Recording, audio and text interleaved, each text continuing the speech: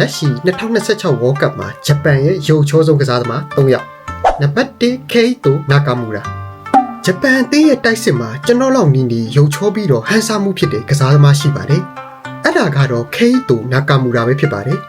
သူ့ရဲ့ရုပ်ရည်ဟာယောက်ျားပီတာယုံနဲ့မကဘဲနဲ့အပြင်မှာပါအေးစိတ်တည်ငြိမ်ပြီးတော့စူးစမ်းပြီးလေ့ကျင့်ခန်းကိုလည်းအရန်အလေးထားတဲ့သူပါ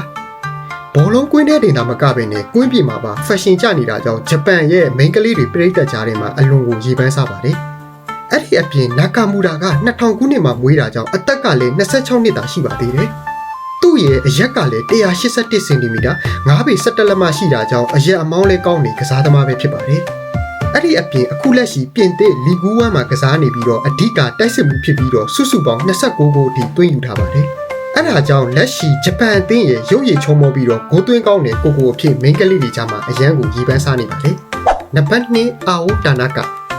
လက်ရှိဂျပန်အသင်းရဲ့ကွင်းလယ်မှာအရက်ရှိရှိအသားဖြူဖြူနဲ့သပင်ကောက်ကောက်လေးနဲ့နှာတံပေါ်ပေါ်လေးနဲ့နံပါတ်9ကိုဝိတ်ဆင်ထားတဲ့သူကိုတင်မြင်ပြီးတော့ချောလိုက်တာကိုထူးရင်ဂျပန်ကြီးအတိုင်းပဲလို့ဘောလုံးပွဲကြည့်နေတွေးမိရင်အဲ့ဒါဟာအာအိုတာနာကာပဲဖြစ်ပါတယ်။သူ့ကိုတော့ဘောလုံးပရိသတ်တွေတော်တော်များများကရင်းနှီးပြီးသားဖြစ်မှာပါ။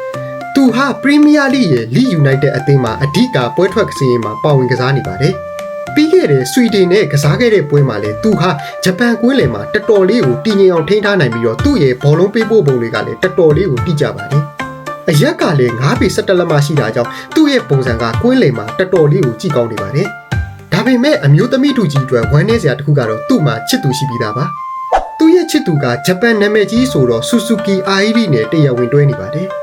ဘာပဲဖြစ်ဖြစ်သူဟာအခုလက်ရှိဂျပန်ရဲ့ပွဲထွက်လူစည်းမှာပါဝင်နေတာကြောင့်ကွင်းလယ်မှာနံပါတ်9နဲ့ကစားနေတဲ့တာနာကာကိုတွေ့ရင်ကျွန်တော်နဲ့မမကိုအကြံပေးချင်ပါတယ်ခင်ဗျာ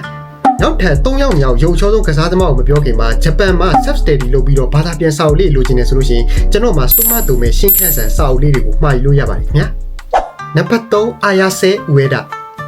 ဂျပန်အသင်းရဲ့ရှေ့တန်းမှာချစ်ဖို့ကောင်းတဲ့ကလေးရုပ်လေးနဲ့ဂိုးတွေသွင်းနေတဲ့ကစားသမားကိုမြင်ရင်အဲ့ဒါဟာထူးရင်ဂျပန်မဟုတ်ပါဘူးအဲ့ဒါဟာအာယာဆဲဦးရတာပဲဖြစ်ပါတယ်။သူဟာရုပ်ကလေးကသာကလေးရုပ်လေးဖြစ်နေပေမဲ့သူ့ရဲ့ဂိုးသေးဆန်းရည်ကတော့တွားရှုပ်လို့မရပါဘူး။တူနီးရှားအသင်းနဲ့ပွဲမှာလည်းအဝေးကစ်ကတကူခေါင်းတိုက်တကူနဲ့ဂိုးတွေကိုတတိုင်းတိုင်းသွင်းနေတဲ့တိုက်စစ်မှုပဲဖြစ်ပါတယ်။သူကစားနေတဲ့လက်ရှိကလပ်အသင်းကလည်းငပေါ်အသင်းတော့မဟုတ်ဘဲနဲ့အရင်ကဗန်ပါစီကစားခဲ့မှုတဲ့နယ်သာလန်ကလပ်မှာကစားနေတာပါ။ဦးရတာဟာငယ်စဉ်ကတည်းကဂိုးသွင်းကောင်းတဲ့ကစားသမားကိုဖြစ်ခဲ့တာပါ။ဒါပေမဲ့ပြိုမေတွေအတွက်သတင်းဆိုးကရှိနေပါသေးတယ်။သူဟာ2022ခုနှစ်မှာပဲလက်ထပ်ခဲ့ပြီးတော့သူ့မှာသမီးလေးတစ်ယောက်တောင်ရှိပါတယ်။ဒါပေမဲ့သူ့ရဲ့ကလေးဆန်တဲ့ပုံစံလေးနဲ့ဂိုးသွင်းကောင်းတာကြောင့်အခုချိန်ထိပြိုမေတွေရဲ့အသေးဆွဲပဲဖြစ်နေပါသေးတယ်။ဟုတ်ကဲ့ပါဗျာဒါလေးကတော့ဂျပန်အသင်းရဲ့ရုပ်ချောဆုံးကစားသမား3ယောက်ဆိုတဲ့ဗီဒီယိုလေးပဲဖြစ်ပါတယ်ခင်ဗျာ။ဟုတ်ကဲ့ကျွန်တော်ဗီဒီယိုလေးကိုစိတ်ဝင်စားရဆိုလို့ရှိရင် like follow နဲ့ share လေးလုပ်ထားပေးလို့ရပါတယ်ခင်ဗျာ။ဟုတ်ကဲ့နောက်ဗီဒီယိုလေးမှာပြန်တွေ့ကြပါမယ်ခင်ဗျာ။အားလုံးပဲတတ်တာ